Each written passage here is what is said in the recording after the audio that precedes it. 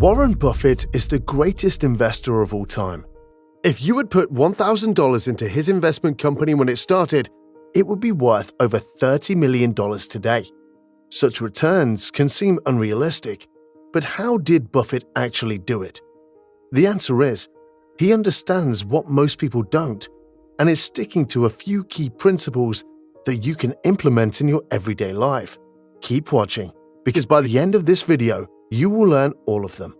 We look for three things when we hire people. We look for intelligence, we look for initiative or energy, and we look for integrity. And if they don't have the latter, the first two will kill you. Because if you're going to get somebody without integrity, you want them lazy and dumb. I mean, you don't want them smart and energetic. So the answer is that investors behave in very human ways, which is they get very excited during bull markets and they look in the rearview mirror and they say, I made money last year, I'm going to make more money this year, so this time I'll borrow, or the neighbor says, I wasn't in last year when that neighbor was dumber than I made a lot of money, so I'm going to go in this year. So they're always looking in the rearview mirror. And when they look in the rearview mirror and they see a lot of money having been made in the last few years, they plow in and they just push and push and push on prices. And when they look in the rearview mirror and they see no money having been made, they just say this is a lousy place to be. So they don't care what's going on in the underlying business. And it's astounding, but that makes for huge opportunity, just huge opportunity. I've been taught by Ben Graham to buy things on a quantitative basis. Look around for things that are cheap. And that I was taught that, we'll say in 1949 or 50, it made a big impression on me. So I went around looking for what I call used cigar butts of stocks. And the cigar butt approach to buying stocks is that you walk down the street and you're looking around for cigar butts and you find this on the street, this terrible looking, soggy, ugly looking cigar, one puff left in it. But you pick it up and you get your one puff. Disgusting, you throw it away, but it's free. I mean, it's cheap. And then you look around for another soggy, one puff cigarette. Well, that's what I did for years. It's a mistake. Although you can make money doing it, but you can't make it with big money. It's so much easier just to buy wonderful businesses. So now I would rather buy a wonderful business at a fair price than a fair business at a wonderful price. But I have an old-fashioned belief that I should expect to make money in things that I understand. And when I say understand, I don't mean understand what the product does or anything like that. I mean, understand what the economics of the business are likely to look like 10 years from now or 20 years from now. I know, in general, what the economics of, say, Wrigley chewing gum will look like 10 years from now. The internet isn't going to change the way people chew gum. It isn't going to change which gum they chew. If you own the chewing gum market in a big way, and you've got Double Mint and Spearmint and Juicy Fruit, those brands will be there 10 years from now. So I can't pinpoint exactly what the numbers are going to look like on Wrigley, but I'm not going to be way off if I try to look forward on something like that. That evaluating that company is within what I call my circle of competence. I understand what they do, I understand the economics of it, I understand the competitive aspects of the business. But the biggest mistakes we've made by far, biggest mistakes I've made by far are mistakes of omission and not commission. I mean, it's the things I knew enough to do, they were within my circle of competence, and I was sucking my thumb. And that is really, those are the ones that hurt. They don't show up anyplace.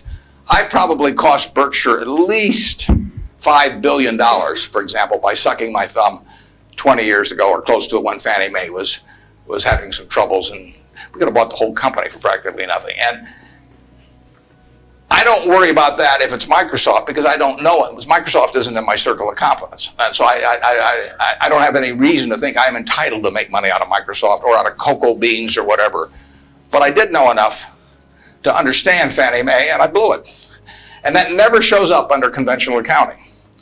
But I know the cost of it. I passed it up. And those are the big, big mistakes. And I've had plenty of them. Unless I tell you about them in the annual report, and I resist the temptation sometimes, unless I tell you about them in the annual report, you're not going to know it because it doesn't show up under conventional accounting. But omission is way bigger than commission. big opportunities in life have to be seized. We don't do very many things, but when we get the chance to do something that's right and big, we've got to do it. And even to do it in a small scale is just as big a mistake almost as not doing it at all. I mean, you've really got to grab them when they come, because you're not going to get 500 great opportunities. You would be better off if when you got out of school here, you got a punch card with 20 punches on it. And every financial decision you made, you used up a punch. You'd get very rich because you'd think through very hard each one. I mean, you went to a cocktail party and somebody talked about a company, you didn't even understand what they did or couldn't pronounce the name, but they made some money last week and another one like it. You wouldn't buy it if you only had 20 punches on that card. In terms of our wholly owned businesses, we're not going to sell no matter how much anybody offers us for them. I mean, if somebody offers us 3 times what something is worth at See's Candy, the Buffalo News, Borsheim's, whatever it may be, we're not going to sell it. I may be wrong in having that approach. I know I'm not wrong if I owned 100% of Berkshire, because that's the way I want to live my life. I've got all the money I could possibly need. It just amounts to a change in the newspaper story on my obituary and the amount of money that the foundation has. And to break off relationships with people I like and people that have joined me because they think it's a permanent home, to do that simply because somebody waves a big check at me would be like selling one of my children because somebody waved a big check. So I won't do that. And I want to tell my partners I won't do it so that they're not disappointed in me. More and more with certain stocks, we've got that approach. Now, if we were chronically short of funds and had all kinds of opportunities coming, we might have a somewhat different approach. But our inclination is not to sell things unless we get really discouraged perhaps with the management, or we think the economic characteristics of the business change in a big way. I mean, and that happens. So, but we're not going to sell simply because it looks too high, in all likelihood. So now let's go over here. Hello, Mr. Buffett. I got 2 short questions. One is, how do you find intrinsic value in a company? Well, intrinsic value is the number that if you were all-knowing about the future and could predict all the cash that a business would give you between now and Judgment Day, discounted at the proper discount rate, that number is what the intrinsic value of a business is. In other words, the only reason for making an investment and laying out money now is to get more money later on, right? That's what investing is all about. Now, when you look at a stock, when you look at a bond, so it means the United States government bond, it's very easy to tell how much you're going to get back. It says it right on the bond. It says when you get the interest payments, it says when you get the principal. So it's very easy to figure out the value of a bond. It can change tomorrow if interest rates change, but the cash flows are printed on the bond. The cash flows aren't printed on a stock certificate. That's the job of the analyst, is to print out, change that stock certificate, which represents an interest in the business, and change that into a bond and say, this is what I think it's going to pay out in the future. When we buy, some new machine for Shaw to make carpet, that's what we're thinking about, obviously, and you all learn that in business school. But it's the same thing for a big business.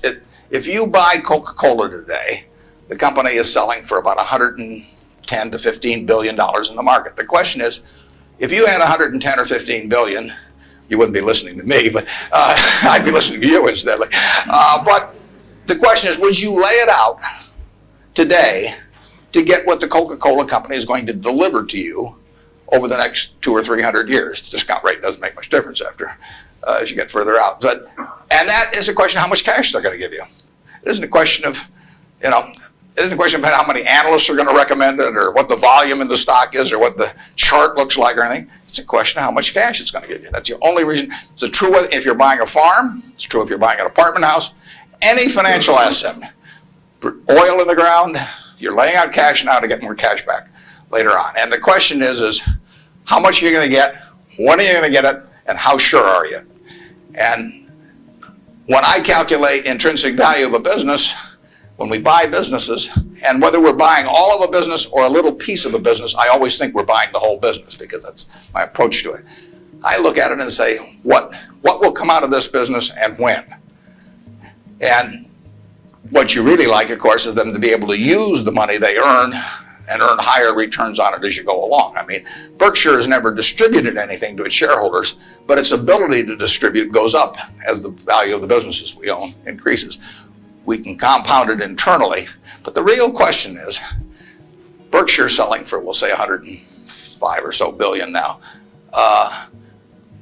What can we distribute from that 100? If you're going to buy the whole company for 105 billion now, can we distribute enough cash to you soon enough to make it sensible at present interest rates to lay out that cash now? And that's what it gets down to. And if you can't answer that question, you can't buy the stock.